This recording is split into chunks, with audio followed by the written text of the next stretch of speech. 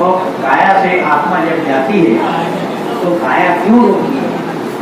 तू तो हंसा गवन कियो घर को हम कहाँ तरफ बिगोई, तोरे संग बहुत सुख कैली नितुष मरमर धोई, सोतन छीए छाड़ हो जाए नाम न रही कोई।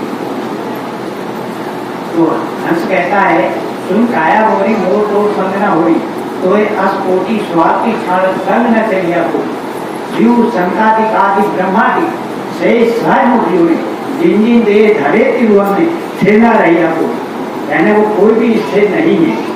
तो पाप पुण्य तो जन्म सगाती समझ देख न रोई, कहे कबीर पूर्ण प्रवृत्ति की पूछे बिरला को। अब आपने शब्दों में मुझे यहाँ खींच लाया, कारण क्या है कि आपने बोला कि मधुपर्णव जी पूरे नहीं, तो उसका क्या वजह है ये बताइए आप। पहले समझ लो कि अगर मैं किसी को कहता हूँ कि कोई पूर्ण नहीं है तो मैं उसको जाति यानी व्यक्ति विशेष से नहीं बोल रहा हूँ, मैं उसके ज्ञान के आधार से बोल रहा हूँ। पूर्ण और अपूर्ण में क्या भेद है? जिसका ज्ञान पूर्ण है वो पूर्ण सदगुरु है, और जिसका ज्ञान अधूरा है वो अधूरा है। वो ज्ञान अधूरा है तो वो गुरु है। अब असल में मुद्दा क्या है, पूरे गुरु की परिभाषा क्या है वो कभी बता नहीं पाए।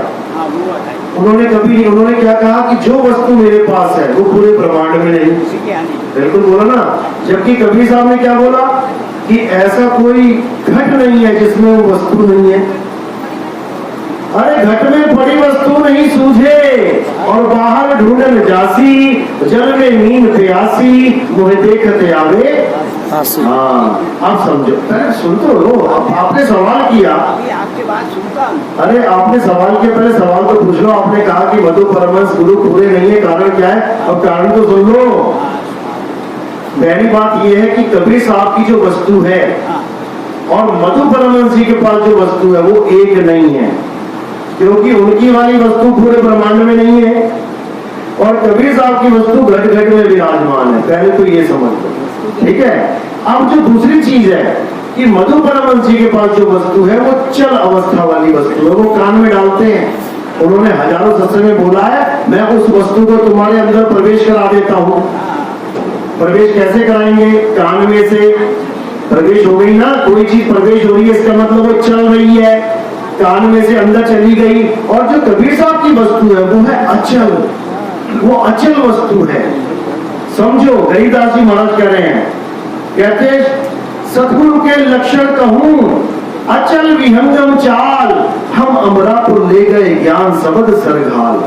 वो अचल वस्तु है, वो चलने वाली नहीं। कान में सार शब्द दे दिया, एक तरफ तुम कह रहे हो सार शब्द सतपुरुष कहाया, पूरा ग्रंथ छापा है कि नहीं छापा? मधु परमहंस ने इसी नाम पे छापा है, सार शब्द सतपुरुष कहाया, और ऊपर से कह रहे हैं हमने तुम्हारे कान में सार शब्द दे दिया, यानी सतपुरुष घूम दिया तुम्हारे अंदर। घूमे लेके घूम रहे हैं क्या सतपुरुष को?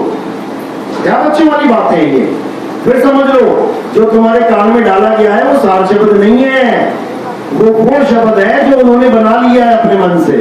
समझ लो, सार शब्द तो अचल है, वो अखंड है, वो लिया दिया नहीं जाता, वो पहले से ही घट में विराजमान है। सब घट मेरा साइया और सोनी सेज न कोए, और बलिहारी व घट की जिस घट प्रगट होए।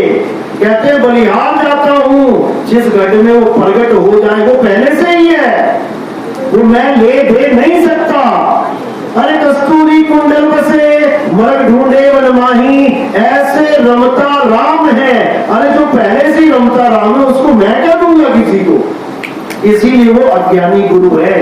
अब पूरे गुरु के लक्षण समझ लो।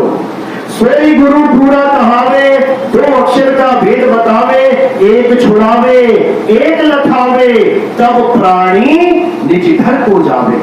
ये पूरे गुरु के लक्षण है। क्या लक्षण है? सोई गुरु पूरा कहावे, दो अक्षर का भेद बतावे। कौन कौन से दो अक्षर?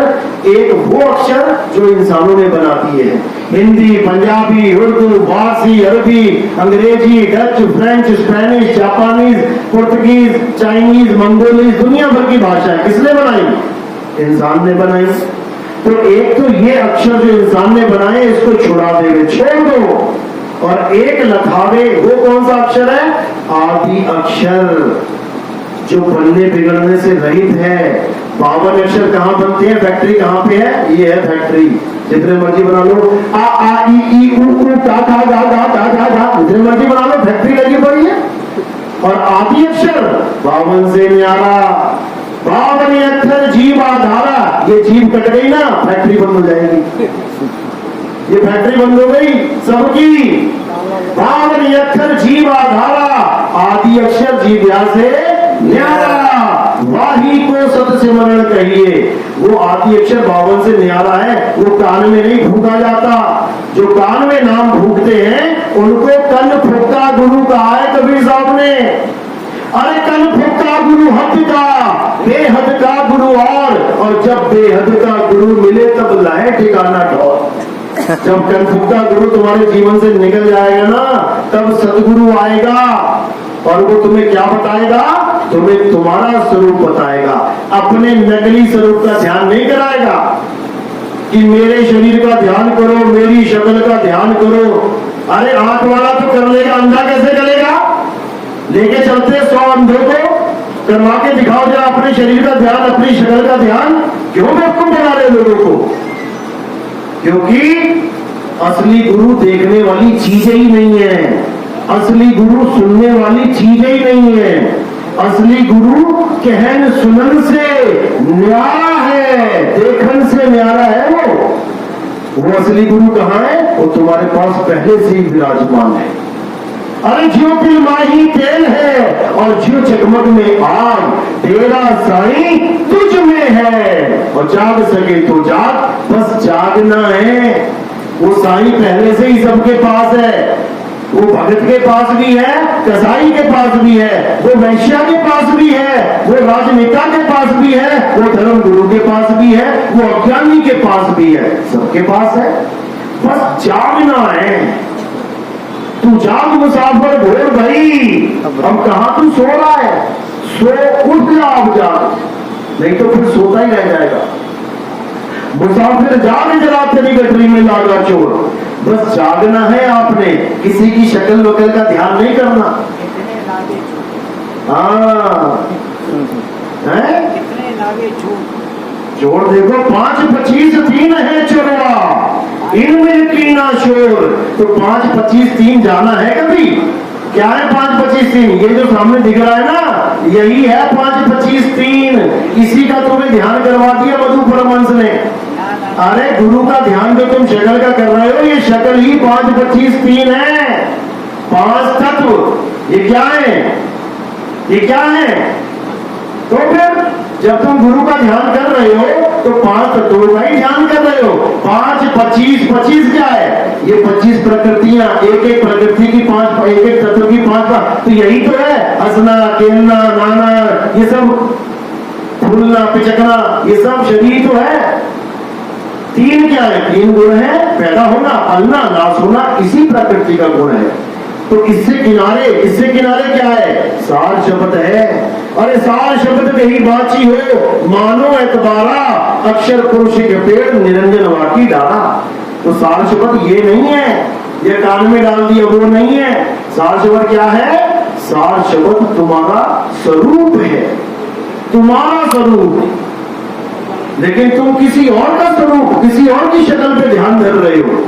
जैसे एक कुत्ता सामने लगे शीशे में दिखने वाली अपनी सूरत को, उसके प्रतिबिंब को देख देख के भौंकता है।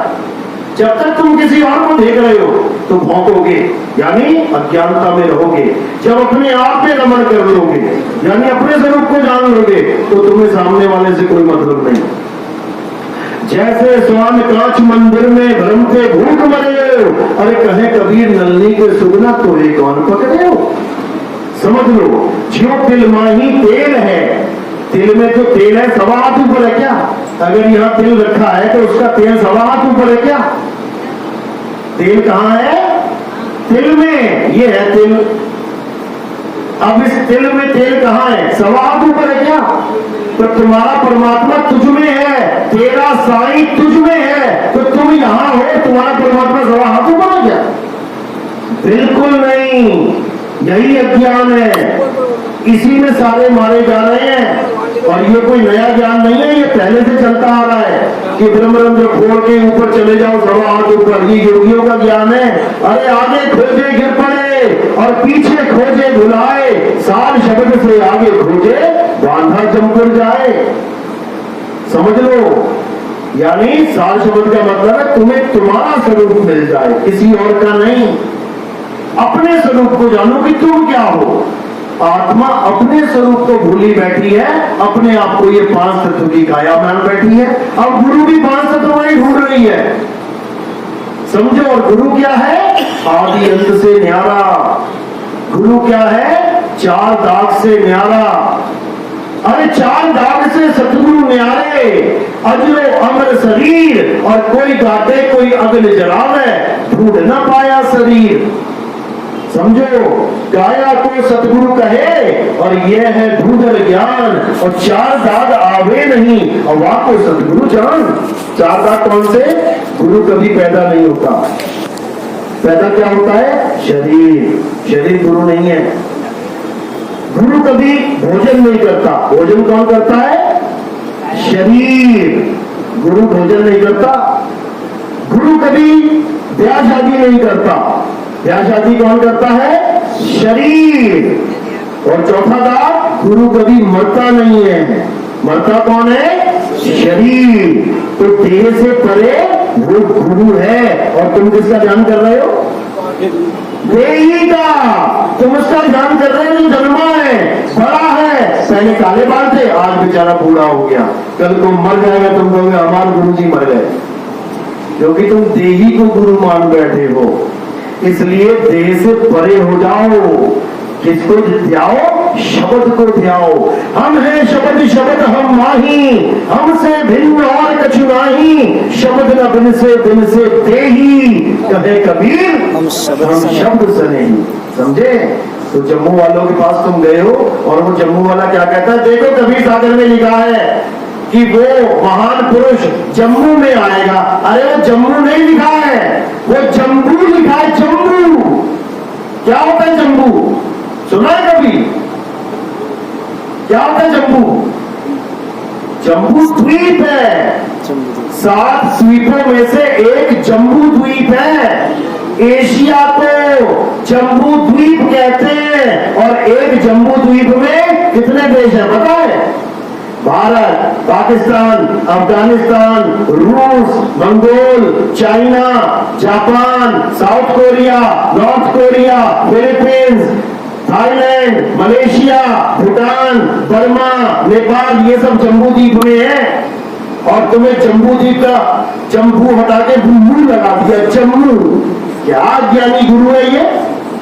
अभी नेट पे सर्च करो 7 द्वीपों के नाम और देखो तुम क्या लिखा हुआ उसमें। जम्बू द्वीप है वो, जम्बू, एशिया। अरे यही काम की बातें हैं जो तुम्हारे दिमाग में भूसा भर दिया, उसी को निकालना है। हाँ, अज्ञान को भूसा बोला गया है। हाँ बोलो। साकार और निराकार का मतलब क्या है? दोनों एक ही है। साकार निराकार एक ही है। जैसे पानी और बर्फ, पानी ही बर्फ बन जाती है, बर्फ भी पानी हो जाती है। लेकिन जो परमात्मा है, जो तुम्हारा स्वरूप है, वो साकार निराकार से न्यारा है। सर्वगुण निर्गुण दोनों से न्यारा, और जानेगा कोई जानन हारा। साकार निराकार के चक्कर में सारे ऋषि मुनि फेल हो गए। वो फंसे हैं, लेकिन मैं फंसा नहीं हूँ, मैं उनको भी निकाल देने वाला हूँ। अच्छा, लो निकालो।